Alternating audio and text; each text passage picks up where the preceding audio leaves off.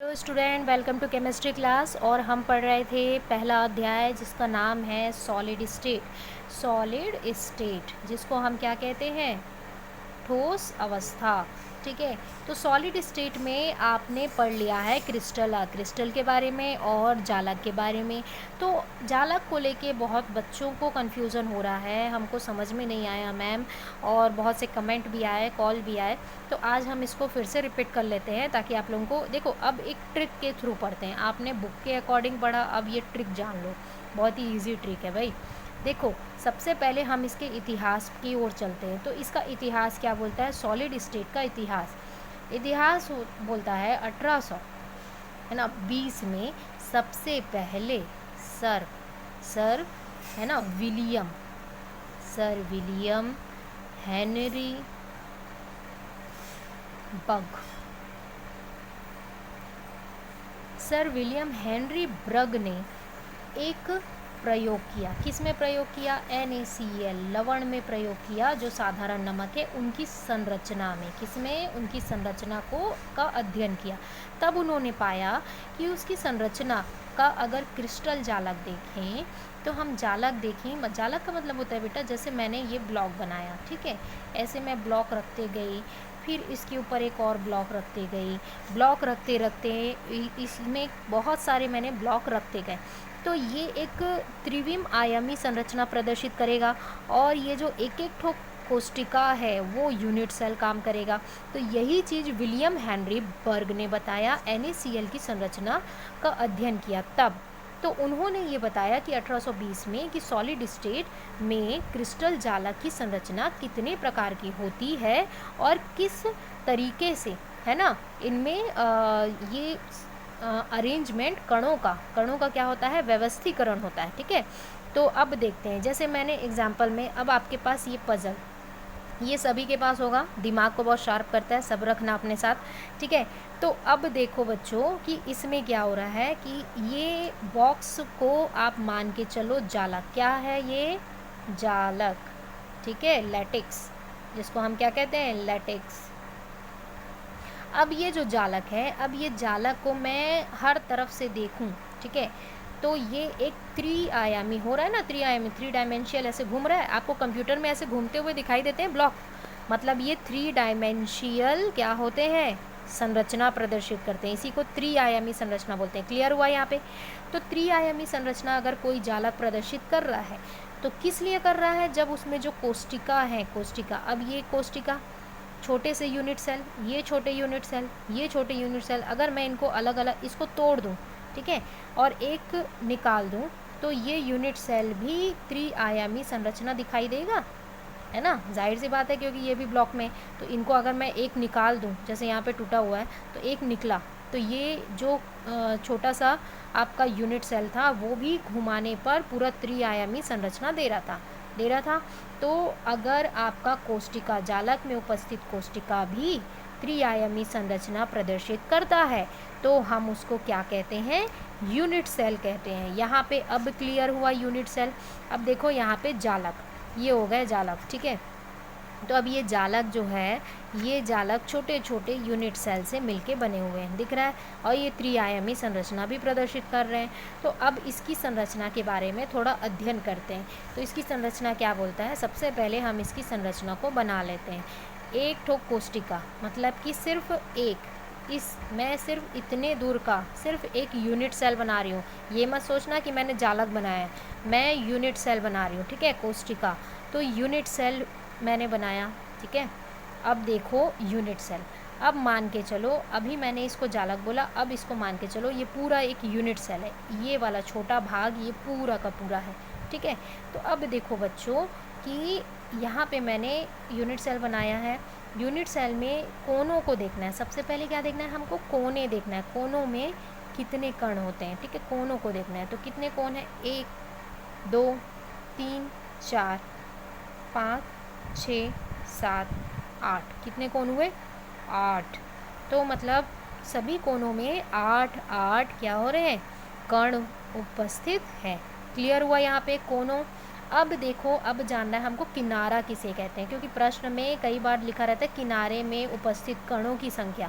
तब बच्चे कंफ्यूज होते हैं किनारा क्या है। तो देखो ये कण से ये कण को जोड़ने वाली जो ये रेखा है, अब देखो मैं यूनिट सेल बनाई हूँ, ये वाला यूनिट सेल, अभी मैं इसको कोष्टिका मानी हूँ, पूरा का पूरा कोष्टिका, आप कंफ्यूज मत होना। ये कोष्टिका को मैंने इसे पूरा मान लिया है, ठीक है। तो अगर मैं यहाँ से बोलूँ ये चार कोण, ये 1 2, ये जोड़ने वाली रेखा, अगर मैं इसको पूरा मानूँ तो ये कण से ये कण से जोड़ने वाली रेखा, ठीक है। अब देखो यूनिट सेल में ये कण से ये कण को जोड़ने वाली रेखा दिख रही है, ये जोड़ने वाली रेखा तो कितनी है, गिनते हैं, 1 2 3 4, ठीक है।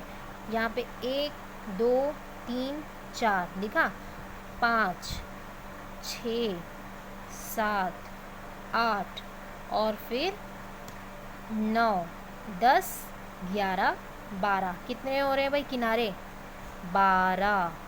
तो 12, तो कोनों को बोलते हैं हम कॉर्नर और किनारे को बोलते हैं एज्ड, ठीक है, ध्यान में रखना, ये चीज़ आपको इंग्लिश में ध्यान में रखना है। अब आते हैं इसके फेस पे, मतलब पृष्ठ पर, फलक पर, है ना, पृष्ठ पर या फिर आप पृष्ठ पर या फिर आप फलक लिख सकते हो, फलक पर, तो इसको हम फेस बोलते हैं। अब फेस पे कितने हैं ये देखते हैं। फेस का मतलब होता है आपका ये वाला भाग, ये ऊपर का भाग, ये फिर इधर फिर इधर, यही समझ नहीं पा रहे थे तो देखो, ये देखो आपका यूनिट सेल कोष्टिका, तो कोष्टिका में देखो ये वाला जो ये पूरा भाग है, ये भाग में एक है ना, यहाँ पे ये पृष्ठ, ये वाला पृष्ठ 2, ये पृष्ठ, फिर ये पृष्ठ, फिर ये पृष्ठ, फिर ये पृष्ठ। तो अगर ऐसे हर एक पृष्ठ को हम देखें, 1 है ना, फिर 2, फिर 3, फिर 4 और ये 5 और फिर ये 6, तो हमारे पास पृष्ठ कितने आ रहे हैं, 6 आ रहे हैं। क्लियर हो रहा है यहाँ पे सब चीज़ क्लियर हुआ। कॉर्नर समझ आया आपको, किनारा एज्ड समझ आया, फेस समझ आया, पृष्ठ पर, पृष्ठ को काउंट करना है, 1 2 3 4, यही चीज़ है आपको, पृष्ठ 1 2 है ना, ऐसा, तो 6 हो गए। क्लियर हो रहा है यहाँ पे, पृष्ठ हमने काउंट कर लिया। अब हमको क्या काउंट करना है, बॉडी सेंटर। तो बॉडी सेंटर मतलब कि केंद्र पे एक, तो बॉडी सेंटर होता है 1, है ना, जहाँ पे कोनों के कण भी होते हैं और बॉडी के कण भी दिखाई देते हैं, टोटल 9 होते हैं, ठीक है। तो लेगिस पॉइंट 9 मिलते हैं। लेगिस पॉइंट का मतलब होता है कुल, है ना, काय केंद्रित सेल में, काय केंद्रित यूनिट सेल में कुल कितने कण होते हैं, तो 9 होते हैं, एक इसको मिला के और एक इसको मिला, 8 इसको मिला के, ठीक है। अब आते हैं ई और सी पे।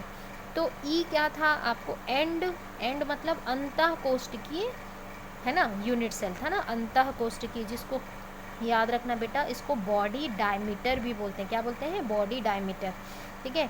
तो अंतः कोष्ठकी में ये होता है कि यहाँ पे देखो, ये वाले कण यहाँ पे इससे कनेक्ट होंगे, ये वाले जो कोना है, कोना के कण हैं वो इस कोने के कण से कनेक्ट होंगे, वैसे ही ये चारों, वैसे ही इधर इधर के भी होंगे।